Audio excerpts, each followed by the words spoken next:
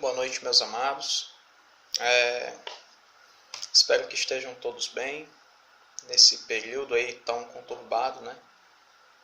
Desde já eu queria dizer que eu tô com saudade de todos vocês, mas infelizmente somos obrigados, por enquanto, a sermos um pouquinho pacientes e nos comunicarmos à distância. Bom, para a reflexão desse domingo à noite, quero trazer para os amados aqui uma reflexão na carta de Tito, tá? E a gente vai ver aqui um pouquinho da importância da busca pelo conhecimento de Deus, certo? A gente vai ter como texto base o capítulo 1, e a gente vai ler os versículos 12, 13 e 16. Vamos ler esses versículos, orar, e aí a gente então logo começa a nossa meditação. Então vamos ler aqui o versículo 12 do capítulo 1 da carta de Paulo a Tito, que diz o seguinte: Foi mesmo dentre eles um seu profeta que disse: Cretenses sempre mentirosos, feras terríveis, ventres preguiçosos. Tal testemunho é exato, portanto, repreende-os severamente para que sejam sadios na fé. Repreende-os severamente para que sejam sadios na fé. O versículo 16 ele vai dizer assim, meus irmãos: No tocante a Deus, professam conhecê-lo. Entretanto, o negam por suas obras, é por isso que são abomináveis, desobedientes e reprovados para toda boa obra. Então vamos orar aqui e aí a gente começa a nossa meditação de fato. Pai amado, te pedimos aqui que o Senhor nos guie, que o Senhor abençoe a nossa meditação e guie a nossa concentração, os nossos corações para o alto e para a Tua Palavra, para que possamos extrair o máximo dela e que ela nos guie a glorificar o Teu santo nome da forma que convém, da forma que Te agrada. Te agradecemos pela oportunidade de cultuarmos mesmo à distância e Te pedimos que o Senhor possa falar por meio dessa meditação. Amém. Amados, eu vou trazer aqui para vocês uma rápida introdução do que estava acontecendo ali no contexto dessa carta. Ela foi escrita para Tito, mandando recomendações para organizar as igrejas em Creta. Mas por que havia necessidade de organizar as igrejas que estavam em Creta? Ora, as igrejas em Creta, elas viviam um problema seríssimo quanto ao pecado, quanto à dissolução. A gente viu aqui nos versículos 12 e 13 que os cretenses eram totalmente pecaminosos e até as igrejas lá eram totalmente dissolutas. Então Paulo ele envia Tito para que, chegando lá, ele colocasse em ordem essas igrejas. Basicamente pelo ensino correto e pela, vamos dizer assim, organização das pessoas, pela organização da vida das pessoas, que tinham práticas totalmente dissolutas. Então era o ensino correto que levaria às boas práticas deles. Certo.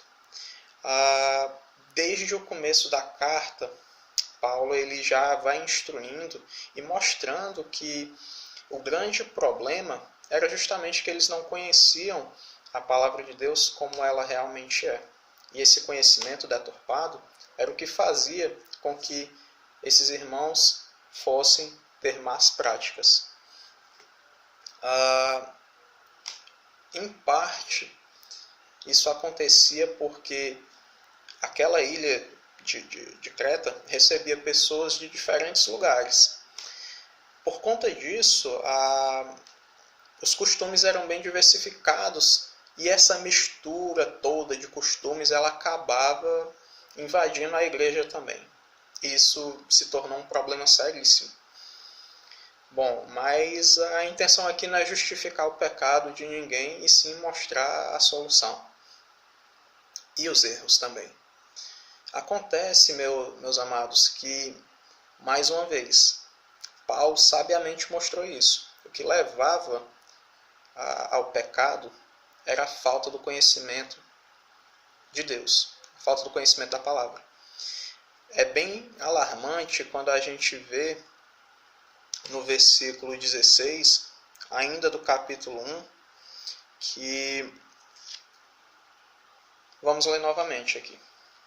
No tocante a Deus, professam conhecê-lo, entretanto o negam por suas obras, é por isso que são abomináveis, desobedientes e reprovados para toda boa obra.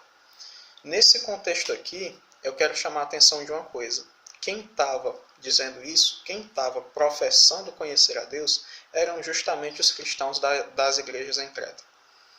O que é que isso quer dizer? O que é que isso nos mostra de uma forma tão fatal? Que mesmo entre os cristãos, essa realidade é plenamente possível. E talvez essa realidade seja a minha ou a sua. De modo que talvez possamos estar professando uma fé sem buscar um conhecimento de Deus. Professamos dizer conhecê-lo sem conhecê-lo. E praticarmos más obras. Eu quero deixar essa reflexão nesse versículo de forma tão contundente para mostrar para os irmãos que um conhecimento falho da palavra de Deus leva a tudo isso aqui e coisas ainda piores. Buscar a Deus, eu quero deixar isso claro desde agora até o final da mensagem, não é, meus amados, uma questão de pensamento, uma questão de opinião. Não é porque você professa que é importante buscar a verdade, é importante se pautar no que a Bíblia diz, que você tem esse conhecimento ou que você realmente busca esse conhecimento. A gente vê claramente aqui exemplos, e isso acontece ao longo de toda a história da igreja, de cristãos que estão sendo continuamente enganados. Luiz, e qual que é a razão desse engano? Eu preciso saber se eu estou vivendo assim. Ora, a razão desse engano é justamente não buscar o conhecimento de Deus de uma forma séria, de uma forma diligente. Amados, Deus ele não nos manda simplesmente lermos esse compilado de livros que temos em nossas mãos, que é a Bíblia. Ele nos manda conhecermos a sua palavra e meditarmos nela dia e noite. Não adianta lermos se não meditamos e não estudamos essas escrituras com afinco. Estudar a palavra de Deus não é algo que fica reservado ao pastor, ao presbítero, não. É algo para a vida de todo e qualquer que pretenda amar a Deus. Você precisa conhecer a palavra de Deus para amá-lo e para servi-lo da maneira que o agrada. Não fazer isso, não estudar com afinco a palavra de Deus, não gastar tempo estudando o que Deus ele nos revela, implica em sérias complicações com relação à nossa fé. Não conhecermos a quem estamos servindo implica em não servi-lo de uma forma agradável. Então, que os irmãos possam refletir nessa realidade que é tão contrastante. E possam ver aqui na vida dos cretenses, das igrejas de Creta, algo que pode estar acontecendo na sua vida também.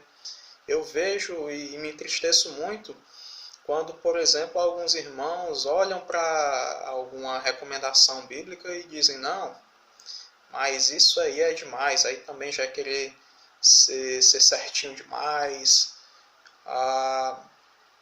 ou então quando negligenciam alguma parte do conhecimento, alguma parte das escrituras, dizendo que é algo muito aprofundado, que... Não, meus irmãos. Já conhecemos a palavra, no sentido de já entendemos o que é o Evangelho, que Jesus morreu por nós e que somos salvos por isso. E é hora de buscarmos cada dia mais o alimento sólido. É hora de buscarmos cada dia mais um conhecimento de Deus de uma forma mais profunda e cada vez mais íntima. Estudar a palavra de Deus novamente é uma questão de prática. E é uma questão de obrigação nossa enquanto cristãos. Para servi-lo, precisamos conhecê-lo. Bom, no capítulo 2, no versículo 1, a gente vê assim: Tu, porém, fala o que convém à sã doutrina. Quanto ao versículo 1, e aí no versículo 7 e 8, ainda do capítulo 2, vemos assim: Torna-te pessoalmente padrão de boas obras. No ensino, mostra integridade, reverência, linguagem sadia e repreensível, para que o adversário seja envergonhado, não tendo indignidade nenhuma que dizer de vós. Nesses versículos, a gente já vê um outro aspecto do conhecimento da palavra de Deus. Esse outro aspecto é o quê? É a importância de ensinar. Eu gastei aqui 10 minutos do nosso tempo, falando da importância de conhecermos para vivermos uma vida que agrade ao Senhor e vivermos boas obras.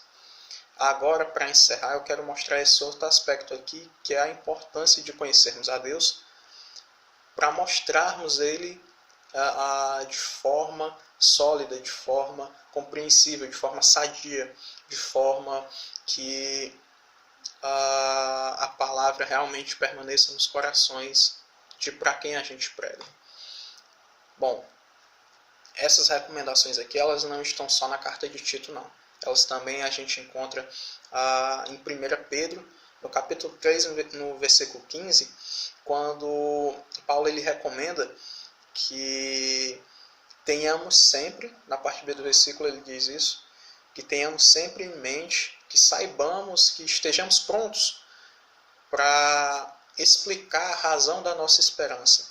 Isso basicamente significa, meus amados, que eu e você temos a obrigação de conhecermos a Deus de tal modo que estejamos sempre prontos para explicarmos o Evangelho para outras pessoas, para que estejamos sempre prontos para falar de forma ousada e falar de forma contundente que só o Senhor é Salvador e que precisamos dele. Precisamos estar sempre prontos para falar de Deus dessa forma. Inclusive, a gente vê entre o final do capítulo 1 e vários versículos do capítulo 2, Paulo recomendando a Tito de forma bem contundente que ele tenha essa capacidade de ensinar dessa forma, de forma sadia, de forma contundente. Ele inclusive instiga ele que seja capaz de exortar os outros irmãos. Então precisamos urgentemente buscarmos cada dia mais um conhecimento mais profundo da palavra de Deus, para que possamos primeiramente viver da forma que agrada a Deus e segundamente que possamos levar às pessoas, aos nossos irmãos e aos descrentes, a palavra de Deus de uma forma sólida, de uma forma íntegra. Meus irmãos, para encerrar aqui, novamente, eu quero deixar algumas reflexões. Buscar a Deus não é uma questão de opinião, é uma questão de prática que deve ser exercida dia a dia nas nossas vidas. Se você acha que você está buscando a verdade porque acha que é importante, só por isso você está buscando a verdade, saiba que irmãos em igrejas aí que praticam heresias e pecados pensam da mesma forma. Eles têm a plena convicção de que estão buscando a verdade, somente porque acham importante ler a Bíblia. Isso não é suficiente. É necessário estudar a palavra com afinco. É necessário gastar tempo meditando dia e noite na palavra de Deus, fazendo devocionais com os familiares, com os cônjuges, e que possamos colocar isso em prática a partir de hoje, a partir de agora. Um abraço a todos os irmãos e que possamos meditar nessas palavras. Amém.